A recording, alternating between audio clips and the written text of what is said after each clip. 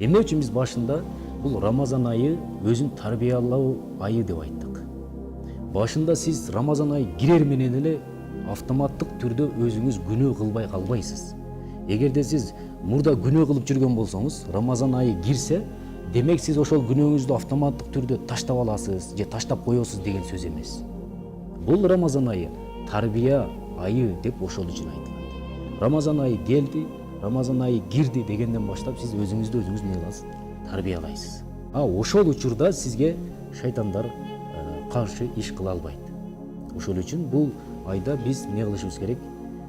Жалаң гана ибадаттар менен өткөрө турган болсок, мына ушул нур үстүнө нур болот дагы Рамазан айдын эң бир сооптуу болгон ибадаттарын кылганга жетишет элек иншалла. Негизи эле шайтан жөнүндө сөз кылып калдык. Мисалы ала турган болсок, көпчүлүк учурда нафси кумар менен алышып жатканда биз алмаштырып алабыз да.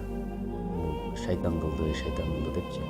Бирок чын-чынына келгенде шайтан эмес, балким сиз өзүңүзгө өзүңүз адат кылып алгансыз да.